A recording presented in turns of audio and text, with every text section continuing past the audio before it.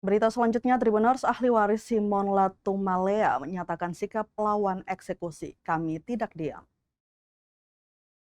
Ahli waris almarhum Simon Latumalea secara resmi menyatakan perlawanan terhadap rencana eksekusi yang didasarkan pada putusan Pengadilan Negeri Ambon nomor 203-PDT-G-2023.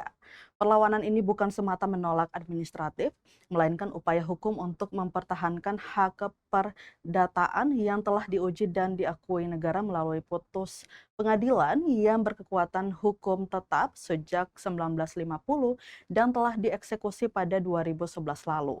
Dalam permohonan penangguhan eksekusi yang diajukan ke Ketua PN Ambon, para ahli waris menegaskan bahwa eksekusi saat ini berdiri di atas putusan yang cacat secara formil maupun material. Terlebih objek sengketa masih berada dalam proses perkara pidana terkait dugaan pemalsuan dokumen. Pernyataan sikap ini disampaikan 3 orang ahli waris, yakni Novita Audi Muskita, Benny Daniel Agustinus Lakolo, maksud kami Lokolo, dan Martin Stefanus Muskita mewakili ahli waris Simon Latumalea. Mereka juga menilai pelaksanaan eksekusi dalam kondisi tersebut berpotensi melanggar hak subjektif, mencederai rasa keadilan, dan memperparah ketidakpastian hukum di tingkat lokal. Ini pula sekaligus menjadi penegasan bahwa ahli waris tidak menerima dianulirnya hak yang telah diperoleh melalui proses peradilan yang sah dan final. Tanah yang disengketakan di kawasan Korem 151 Binaya hingga RS Bakti Rahayu telah dieksekusi negara pada April 2011 lalu. Aparat pengadilan hadir, berita acara ditandatangani, hak ahli waris Simon Latumalea diakui secara yudisial dan administratif. Namun lebih dari 1 dekade kemudian, semua dipertanyakan kembali. Putusan Pengadilan Negeri Ambon nomor 203-PDT-G-2023 menjadi pemicunya.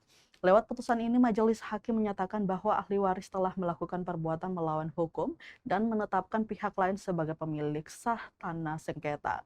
Dokumen kolonial yang diajukan, maksud kami yang dijadikan alat bukti utama, Eigendom, Brief tahun 1922 dan Akte Van Eigendom 1939 telah diuji secara forensik.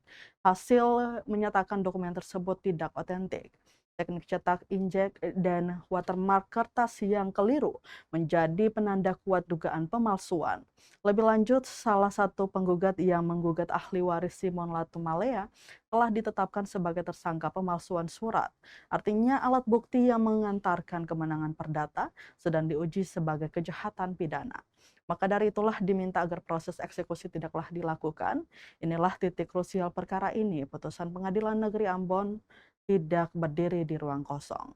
Ia berbenturan langsung dengan putusan nomor 21 tahun 1950 yang telah berkekuatan hukum tetap dan dieksekusi secara sah pada 2011 lalu. Dalam hukum perdata atas nebis indem melarang perkara yang sama diadili ulang. Ketika putusan yang sudah dieksekusi dianulir putusan baru, maka finalitas hukum runtuh. Para ahli waris menyebut kondisi ini sebagai bentuk anarki yudisial. Ketika putusan pengadilan tidak lagi saling menghormati hierarki dan konsekuensinya sendiri. Kini para ahli waris melawan. Mereka mengajukan penangguhan eksekusi dan menyatakan perlawanan hukum terbuka. Bagi mereka ini bukan sekedar soal tanah, tapi keberlanjutan makna keadilan. Juga putusan yang telah dieksekusi bisa dianulir oleh dokumen yang belakangan diduga palsu, maka setiap warga negara berada pada ancaman yang sama. Maka dari itu, Tribuners ahli waris mendesak agar Ketua Pengadilan Negeri Ambon untuk menangguhkan seluruh rencana eksekusi dengan alasan adanya perkara pidana sidang berjalan. Mereka juga menyatakan siap melakukan perlawanan bersama warga yang telah menempati lahan tersebut secara sah untuk menghadapi praktik mafia tanah. Pernyataan sikap ahli waris Simon Latumalea terhadap rencana eksekusi perkara nomor 203-G-PDT-G-2023-PN Kami, ahli waris sah almarhum Simon Latumalea yang merupakan pemilik sah Dusun Dati Sopia Maluang, menyampaikan pernyataan sikap sebagai berikut. 1. Eksekusi 2011 adalah bukti final. Hak kami atas lahan ini telah dikukuhkan sejak tahun 1950 melalui putusan nomor 21 tahun 1950 Tanah Dati dan telah dieksekusi secara resmi oleh negara pada 6 April 2011 melalui Pengadilan Negeri Ambon. Kami menolak segala bentuk eksekusi tandingan yang dipaksakan di atas tanah yang secara hukum sudah final milik kami. 2. Mengungkap kejahatan sains. Putusan 203 yang memenangkan pihak lawan didasarkan pada dokumen siluman Akta Van Eigendom. Laboratorium Forensik Polri membuktikan dokumen 1922 milik lawan dicetak menggunakan printer inkjet yang secara teknologi belum ada pada tahun 1922 dan watermark pada kertas segel bertuliskan Concord. Padahal kertas segel sebelum tahun 1945 seharusnya memiliki watermark Nederland Indi. Ini adalah penghinaan terhadap akal sehat dan institusi peradilan. 3. Pemohon eksekusi adalah tersangka. Kami informasikan kepada publik bahwa saudara MS atau Meshen Sahurila, pemohon eksekusi dalam perkara ini, telah resmi ditetapkan sebagai tersangka pemalsuan dokumen oleh Polresta Ambon. Tak menutup kemungkinan akan ada tersangka lain. Adalah pelanggaran moral berat jika pengadilan tetap mengeksekusi lahan untuk kepentingan seorang tersangka pemalsu dokumen. 4. Mismatch 8 km. Data Badan Pertanahan membuktikan objek lawan Eigendom 243 berada 8 km dari lahan kami. Putusan 203 adalah putusan yang buta terhadap batas-batas wilayah dan sejarah tanah dati kami. Pembeli sebagian lahan dati Sophia Maluang digugat sebagai pihak pertama, sedangkan objek milik pemohon eksekusi berdasarkan gugatan meliputi Korem, Rumah Sakit Bakti Rahayu, RRI, dan masih banyak gedung pemerintahan lainnya maupun rumah warga. 5. Integritas alat bukti. Bahwa integritas alat bukti merupakan fondasi utama dalam pencarian kebenaran material di persidangan. Ketidakabsahan alat bukti yang diajukan oleh para penggugat bukan sekedar asumsi, melainkan sebuah fakta hukum yang terverifikasi melalui serangkaian temuan ilmiah dan proses penyidikan pidana. Penggunaan dokumen yang tidak otentik untuk membatalkan sebuah hak keperdataan yang telah dieksekusi secara sah merupakan bentuk nyata dari fraudulent evidence atau bukti palsu yang mencederai marwah peradilan. Oleh karena itu, penyajian poin-poin integritas alat bukti di bawah ini dimaksudkan untuk membongkar distorsi fakta yang terjadi guna mengembalikan kepastian hukum bagi para pemohon melalui uraian berikut. Pelanggaran asas res judicata dan finalitas hukum. Eksekusi telah selesai. Objek sengketa telah dieksekusi secara sah pada 6 April, tanggal 6 April tahun 2011 berdasarkan putusan nomor 21/miring tahun 1950 secara hukum eksekusi adalah titik akhir dari sebuah sengketa. Negara telah hadir. Tindakan eksekusi oleh Pengadilan Negeri Ambon merupakan manifestasi pengakuan negara terhadap hak ahli waris yang bersifat final dan mengikat. Inkrah van Hewisde. Anomali putusan 203/2023 munculnya putusan baru pada tahun 2023 yang mencoba membatalkan hasil eksekusi tahun 2011, menciptakan ketidakpastian hukum dan melanggar prinsip kepastian hak yang telah diperoleh melalui proses yudisial. Kekeliruan faktual dan formil dalam putusan 203 garing tahun 2023, error in objecto, ketidakjelasan objek. Putusan 203 garing 2023 mengandung kesalahan tanggal putusan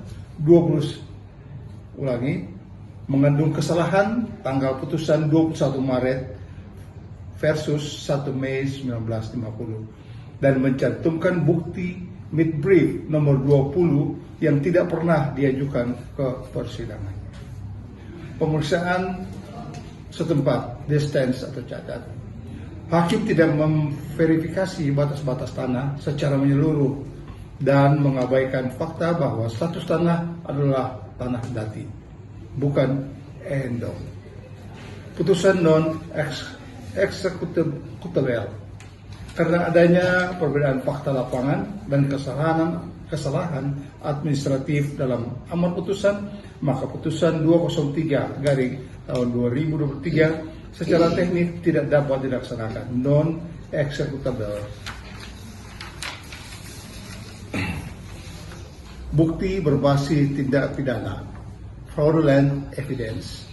Berdasarkan laporan pidana yang dilayangkan oleh ahli waris dengan laporan polisi terkait pemalsuan surat dan penggunaan surat palsu, Polresta Pulau Ambon dan Pulau Lease melakukan penyelidikan dan penyidikan. Hasil penyelidikan adalah temuan laboratorium forensik. Temuan lapor. Hasil pemeriksaan forensik 4 September tahun 2024 membuktikan secara ilmiah bahwa bukti utama ehendom nomor 243 adalah palsu. Penggunaan teknologi injek pada dokumen tahun 1922 sampai 1939 adalah kemustahilan teknologi. Watermark Concord tidak sesuai dengan standar kertas segel era kolonial atau Netherlands India.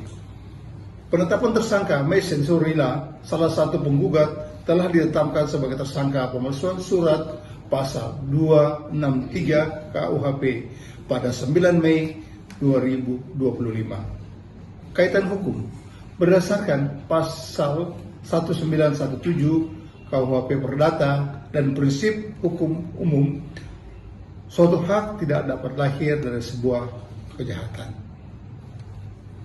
Saat ini proses hukum pidana yang berjalan di Polresta Pulau Ambon dan Pulau Lease telah P21 dinyatakan lengkap dan akan masuk tahap 2, penyerahan tersangka dan barang bukti ke Kejaksaan Negeri Ambon. Kontradiksi data pertanahan, diskrepsi lokasi dan luas. Data resmi BPN Kota Ambon menunjukkan ehendom nomor 243 terdaftar atas nama orang lain dengan lokasi yang terpaut jarak 8 kilo dari objek sengketa.